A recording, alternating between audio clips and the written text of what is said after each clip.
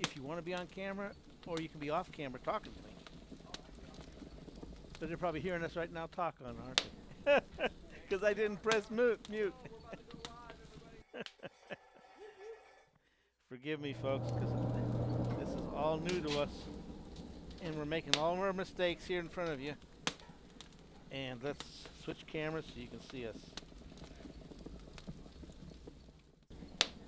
Yeah, we have to see the comments. How are we going to do that?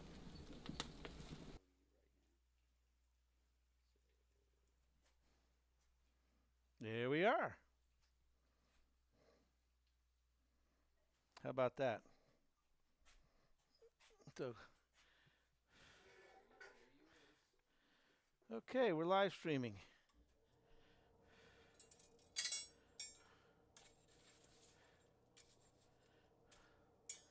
So, if there's anybody out there watching this, don't hesitate to comment and say, hey, we'd like to hear from you. Yeah. So, got the fire going back there.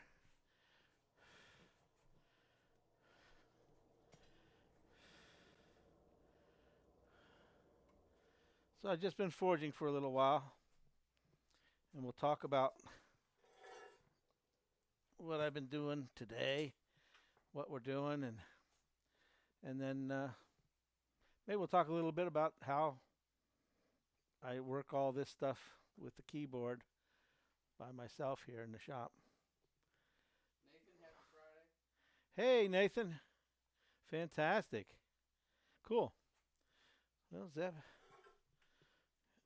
my son's here helping me engineer this because later we're going to do this. Are you in there? There you are. This white camera right here. Okay, I got you live. In the chats right now. We're gonna be doing some cool stuff. Okay. So he's going to help me engineer this for this right now. Eventually, I want to be able to get this so that I can do it myself. We have all the cameras set up everywhere here to do this ourselves. Forgive it if the sound isn't right with the picture. We've talked about this before, and the computer has a hard time processing the video. It can't process the video as fast as it can process the sound, so they don't match up. But you know what? We're going to be really informal here.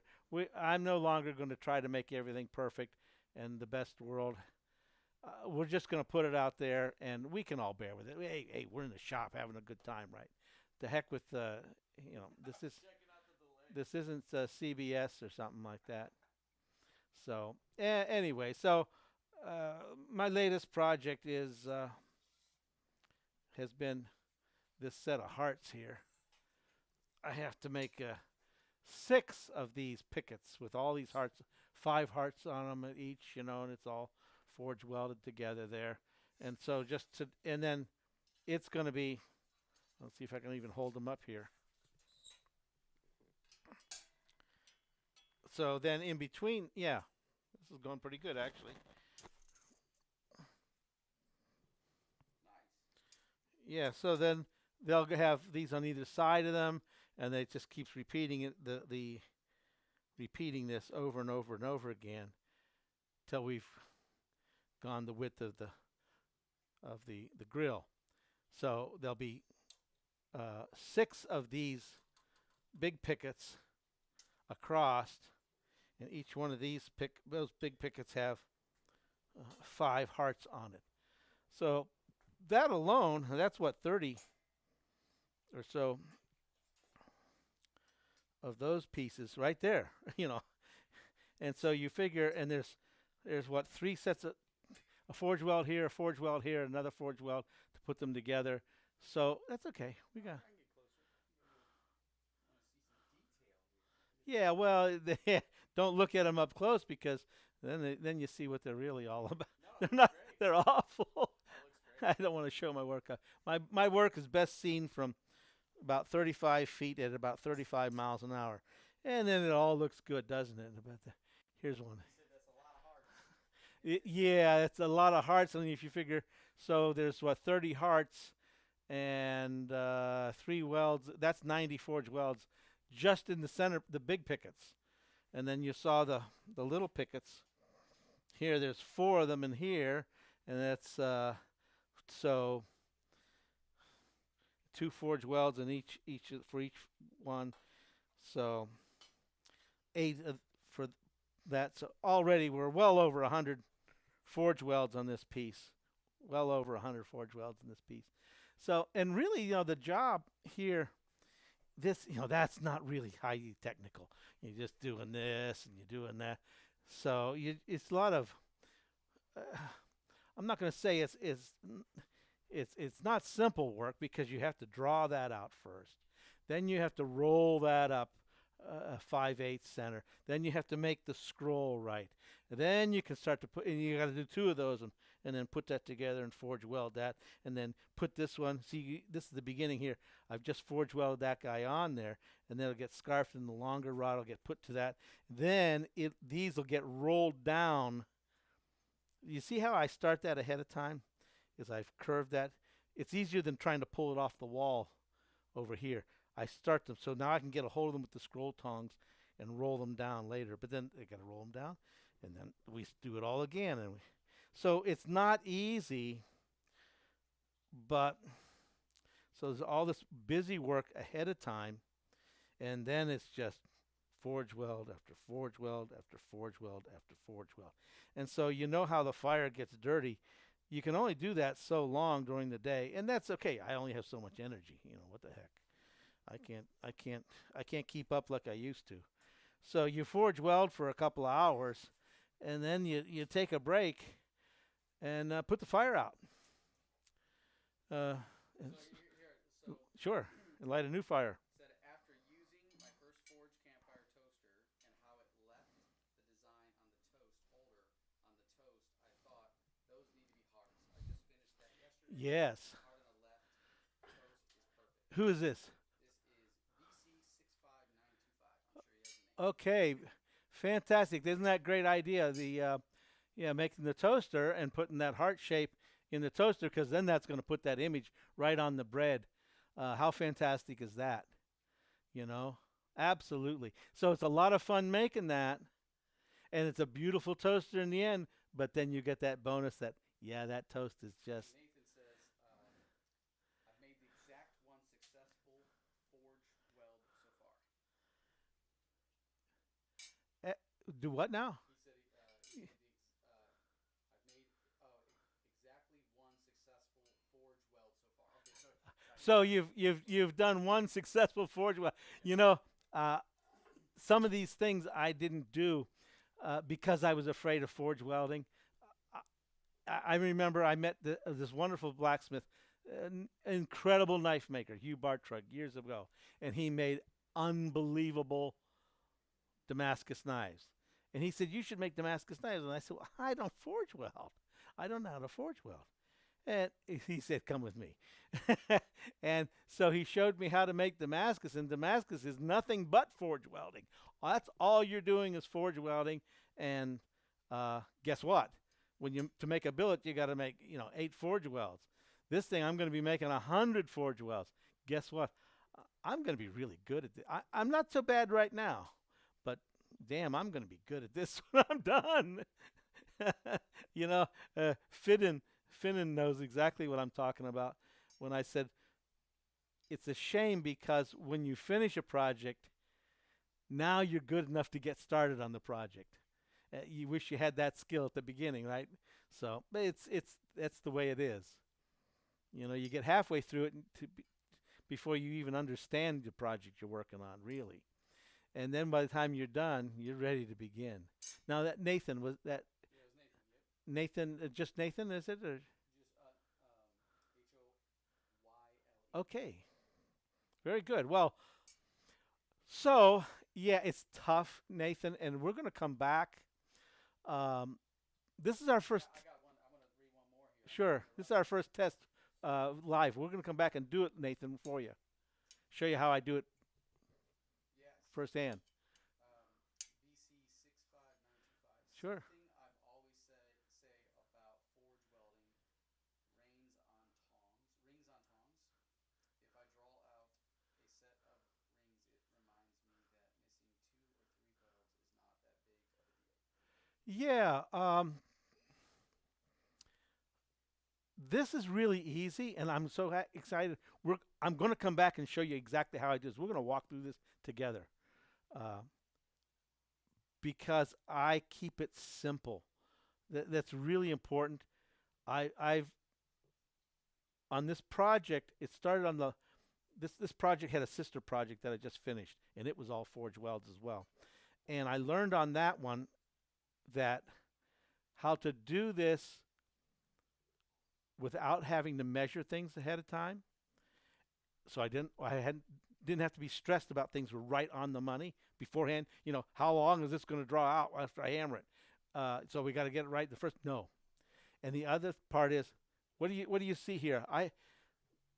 You see on the finished piece, see how this is all it's needed. But do you see this? I just started another picket, and look at how long it is. I do this all this work without any tongs. One less thing to worry about. You know how you got tongs and you drop the piece and it falls on it lands on your shoe. You know, you can't hang on to it. So I think about this project and I do it all so that I don't have to use tongs. One less thing for me to worry about, one less thing for it to slip and fall out of hand, and I can just concentrate on that weld. And on these hearts, that weld, the there's no weld up here. These are what we call a faggot weld, where they're just stacked, the same as Damascus. They're just stacked, you know? And it's the easiest weld, and it's not a stress weld where, like, if you're making a ring and it's going to get pulled on something like that, these are just stacked up. Boom, go, next one. So there's no better project than this to learn how to forge weld. If you only forge weld at one time, you can do this, and you'll have fun doing it, and do it again and again and again. And guess what? By the time you're done, you're better than me at forge welding. So we're going to get back together again. This is just a test run. This live feed. Nathan says he's been trying to practice by making chain links. They're ugly Yeah. welds coming along. Yes, that's a good way. But again, you have to use tongs. Another question is Nathan also asked, do you ever make your own tongs or do you always work without them? Good question. No, I don't know if we can I see don't any. know if you can hear me, so just tell me you're answering the tong question. Yeah, the tong question. I'm wondering, can anybody hear Zeb when he's talking to me? Hello, can you hear me? Just say When he was can you talking to hear me in those questions, Can I get up? Oh, yeah, yeah. because again, this is a special mic. We Zeb has helped me out with this, and in blacksmithing when we're forging and videotaping, and that hammering, you get a spike of the sound, and then next thing in most people's videos, that moment after their hammer hits, you don't hear them because the spike and the computer drops it out. But this microphone, And we could tell them that we're going to introduce some microphones that if they want to use. yeah, I'm gonna introduce all the equipment that we use. Yeah. But this microphone is wonderful. I can run that power hammer, and you can still hear me talking while I'm running it. Let's just show you right now.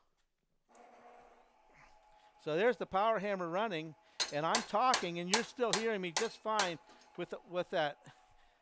Where usually that would be messed up. So you asked about making tongs. You can't see them here.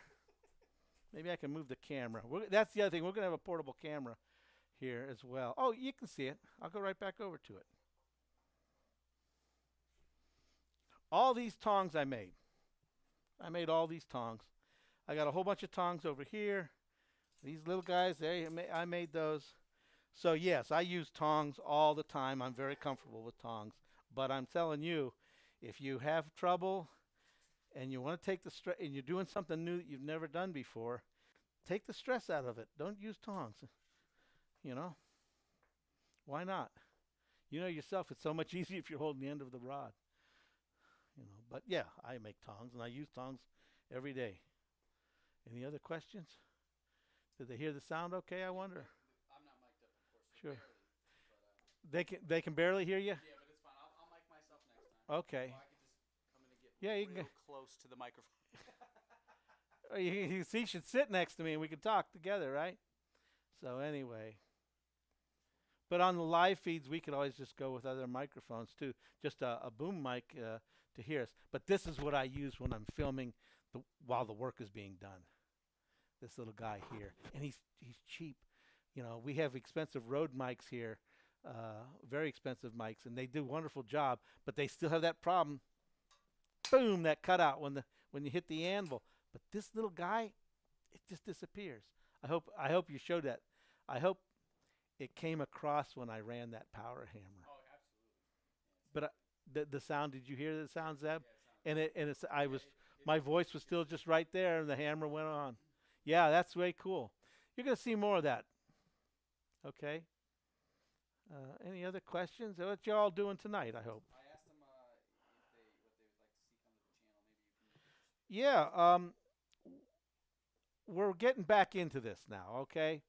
Um, a couple of things. One, we are not going to monetize our channel. I'm not going to bug you with commercials. But that being said, we've set up a buy me a coffee page. Um, I don't need the funding for the shop, but we do need the funding for the video work. Production and for give them option to get more involved. Yeah, and I want to bring you guys into the shop, and I want to make it so that it's our get together. It's just so that's what we have the buy me a coffee for, because the video equipment and the editing and all that stuff seems to have a continuous cost. Sadly enough, it's not just a one-time buy deal. But hey, we're going to do it, and if you can't, you can't. So what? We're going to get together and just talk and have fun. Another question from Nathan. He's got some good questions, by the way. Is it worth learning to weld so you can weld rebar work sticks onto smaller projects? You mean electric? Are you talking about using an electric welder to weld a piece of metal as a handle, so you can use it into to hold a smaller piece? That's a good idea. You see, I'm using this longer piece. It's going to get cut off in the end, you know. So, but if I didn't, let's say if it was only that long, yeah, why not weld a piece to it? However, let me let me give you some good advice. Rebar is good for in concrete and cement. Leave it alone. Leave it alone. I know I started out because I had it. Oh God, the problems you'll have for working with rebar in the forge. Uh, yeah, you can use it for handles, but you'll even find that electric weld will break on that rebar, because there's numbers on the rebar and it tells you how much carbon's in it, and the stuff that's coming in is being made all over the world, and some of it's really garbage, and you're just gonna have problems.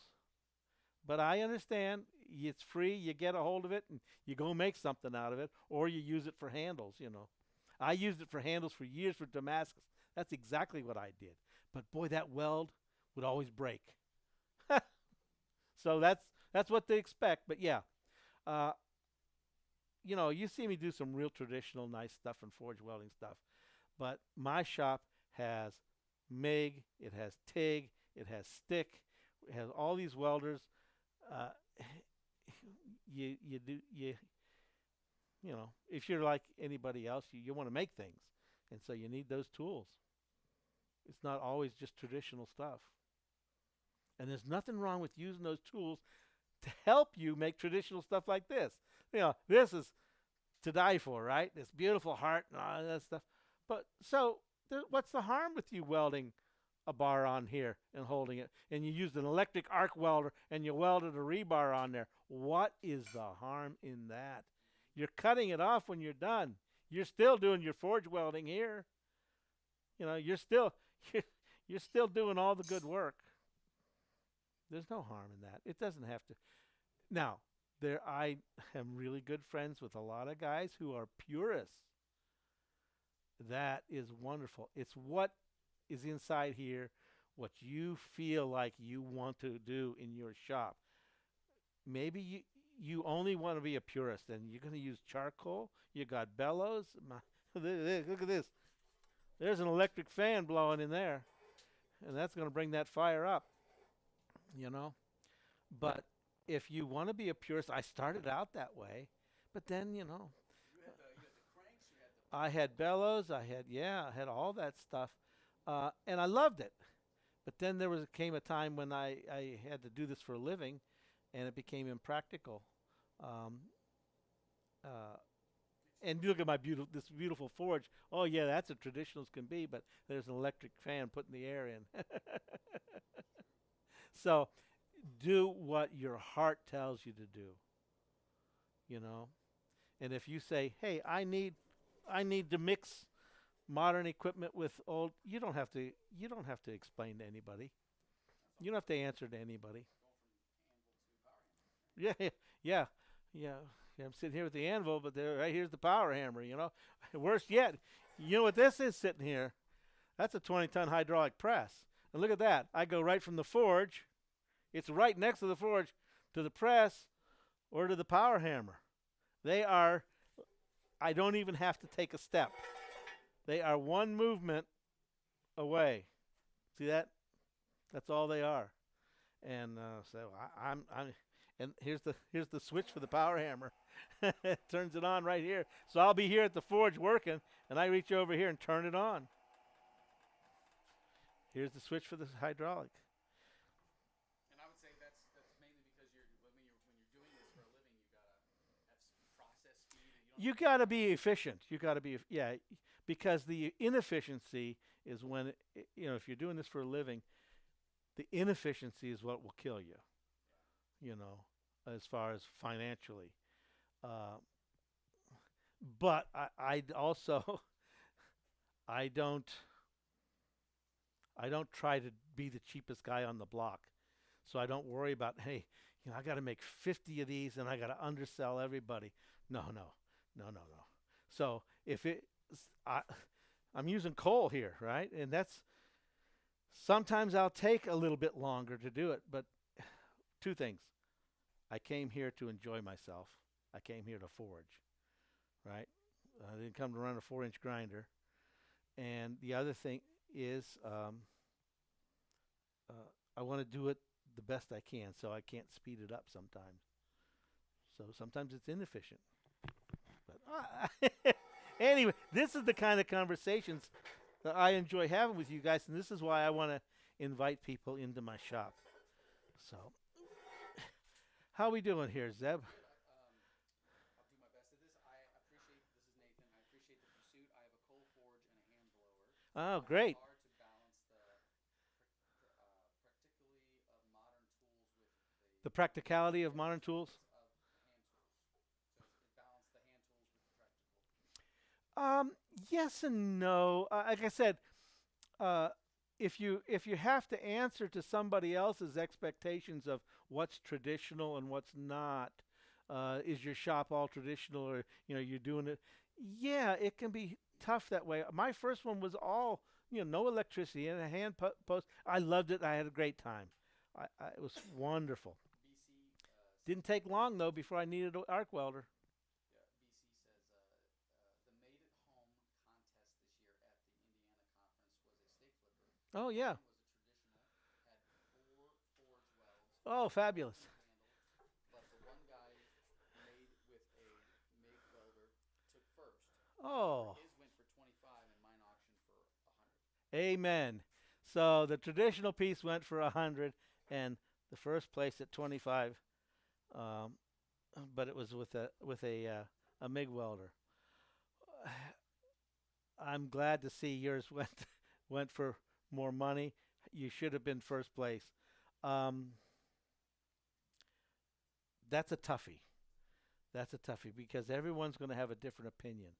Um, my opinion is, if it's a blacksmith conference, well then let's blacksmith. Crying out loud. It's not a fab. The fabricators have go to a fab show, you know, because there's some really good fabricators there, and they can weld up the crack of dawn with the right rod. So, but that's not what we're about. So, KEL, I think it's Kel. Cal. The blacksmith. I've yet to step into a museum shop and not find something modern either in use or hidden out of sight.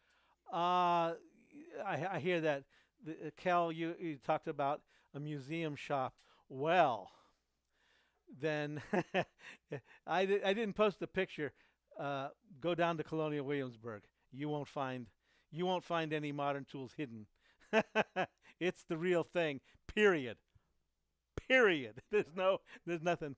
So you did you see the picture last spring? I was down there, and I mean everybody and all the very best in the country, traditional smiths were there, and we spent a couple of days forging in the shop there at Colonial Williamsburg.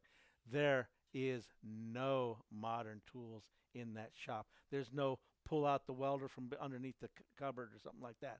But and I'll tell you what, it's it's because they don't need it. The- Everyone in that shop is quite capable of doing anything with those forges right there. BC comment again.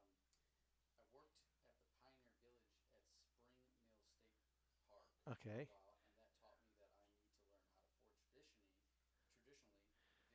There you won't find a wire brush. Oh, that's yeah, a wire brush. Have you ever? Please sit in on a demonstration with Peter Ross. Please do that sometime. I've seen him use a brick in place of a wire brush. Yeah, why not? A soft brick takes the scale right off. Um, yeah. So if you don't have a wire brush, you can do that.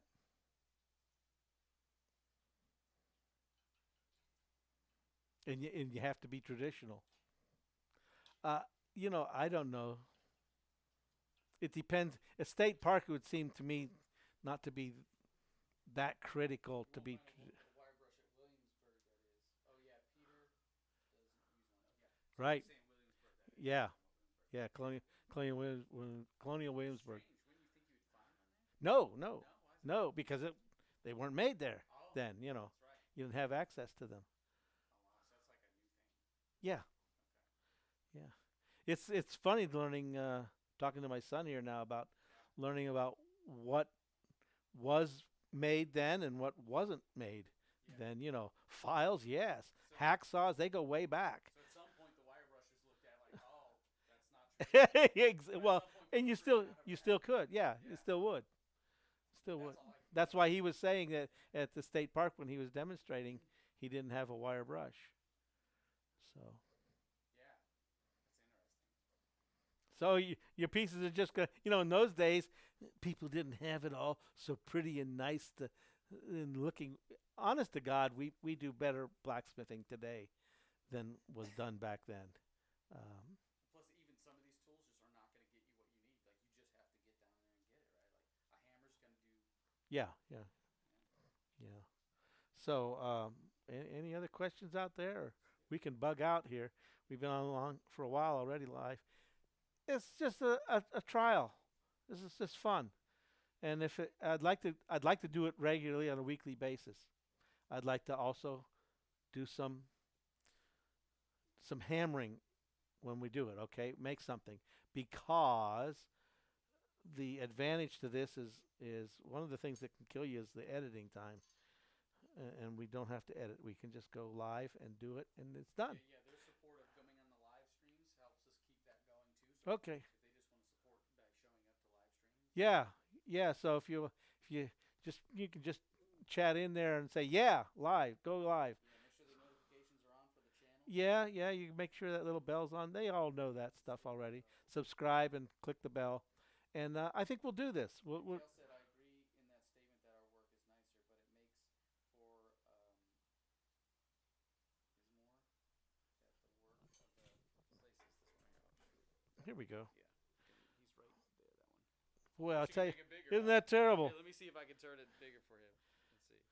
Nope. That's what happens when we get older, huh? I can't read for shit here. Sorry. Yep. We're trying. I'll get pinged for bad language here. Don't worry, I'm gonna get him set up with a big. Oh, there's screen back here. a whole bunch of questions here. Yeah, we're gonna have to do that. We're gonna have to put up Yeah, we're gonna put a big screen here. at that least the at least comments are on an there. iPod. We could do that with an iPod, so I could read the comments. There's a bunch of comments. Oh, they're happening. Yeah, Lots yeah. of them there. We're looking at them. What a real quick. Tell him we're also gonna go back and read the comments and comment on these. Yeah, I'll certainly go back, but you want to hear it now. If you got a comment now, you want me to answer it now if I can. Or maybe you just want me to hey, hit the road. It's Friday night. We got other things to do. Hit the road, dude. I can do that I too. like, I like the AWDJR says live streaming is a great way to know the YouTube creator much more personal. I've done them several times for my home shop. I mean, we have Yeah, done this. It's just yeah, yeah. I didn't like live streaming simply because uh, you make a mistake, everybody sees it. When I'm filming it, I can cut that mistake out. If I would, how many times have you guys gone to Forge Weld and you brought it out and it was gone? It was burned up. Well, I don't want to do that here. I will say this much though. I don't do that anymore. I shouldn't say that because I'll be damned well, then. we were so used to making You know, I just finished this other project and it had 110 forge welds in it, and I didn't miss a single one. I didn't burn up a single piece. Well, did you feel at some point the live stream was more almost a distraction versus someone actually being in the shop watching you work? Like you felt like you had to. No, live stream's great. It's just that I was so afraid of making a mistake Yeah. and everyone's seeing, oops, okay, and that and I'm a little bit superstitious, you know. Nothing bad happens until some guy gets a camera out, you know, and then someone gets hurt. I know Yeah, we've done that a lot. but I've been done so much, you know, I'm not going to worry about that. We'll get it right. We'll do more. Peter Ross forged weld a handle on a hacksaw in Oklahoma, and it fell off about 5 minutes afterwards. Oops, oops. You know, that is so tough. When you're demonstrating, I don't care how good you are. That's why I'm not demonstrating anymore because the atmosphere, your mood for the day, you're in an unfamiliar forge. I mean, completely unfamiliar. I'm so familiar with this, you know, I can weld any tiny little piece, but I'm at home here, right? I'm at home. I'm really comfortable. And you're not that when you're out and about. And you got the fire in your face, the smoke in your face, you know, and maybe it's too bright you can't see because it's daytime, you know. And we're in here. I can see But you everything. know what? The oops drives things in the live stream. I mean, look at In live stream, yeah, but for Peter back doing in the day. demonstrating out at a conference, Yeah. I understand that that is so tough because you can do anything like walking and chewing gum all day long, and then you get out here at the state fairgrounds, and everything's everything's different and new, you know, and it just happens. You don't know. You have different coal than you're used to using. You know, it's just that makes different coke. It's all hard, hard. Yeah. So we're gonna be also sharing behind the scenes of some of the stuff going on. Some of the stuff, yeah, we will share some behind the scenes. And one of these times, I'm gonna have to show you. I don't know if anybody's interested at all. How it's set up here in the shop. Let me show you some things. Here we go. Here's the magic. Right here's the magic. This is going through a program, an OBS program, and I can sit here and push buttons, and I can change my screens. Look at there. There's a camera up above. Here it is. I'm pointing at it. Shining down here. Because that gives you a good view. And you have, let's see what happens when I push number 6. Nothing happens when I push number 6. I guess that's it. Okay, here's number 5. No, here's number 4. Oh, there you go. That's a nice split screen there because you can see straight down on the anvil and you see here. And if you're on a big enough screen to see, then you can see both angles. And 3, that's me here. Let's see what 2 is. 2 there. 2 is, oh, 2 is just, hey, there we are. It's a good shot. That's the camera that's straight up above. So we'll show you where. Sometime we'll switch another camera around. I'm going to do that. I'm going to have another camera on a cord that I can turn around and show you what is where in this shop at any one time. Maybe even your point of view camera. Here's number 1. Oh, there you go. Live stream. Live stream. Okay, well, let's go back to 3 here. See, so I can change those camera views. It's happening in front of me. I'm watching a screen here. Uh, there's a computer on the bench. Oh God, so much for tradition there, huh? I swore I would never have a screen in my shop. I knew guys had televisions and things. Oh God, I'm never going to have to do that. And now here I've got a computer in the shop. But it's for this. Shop tour would be cool. Yes, we'll definitely do a shop tour. Yeah, yeah. Some of the little quirky things that we've done here. There's a lot of quirky things. I've got this. I don't know if you can see this gargoyle. There's a gargoyle just out of the screen up here, and if it rains outside, then it fills my water tub down below. So all kinds of little quirky things like that. We'll have fun. And if nothing else, we'll just get together to chat and talk and beat some iron. That it's keep it informal and fun. You know, we'll save the formal things for the conferences. Yeah, that's good. Hammer holder on the anvil. He loved that. You like that?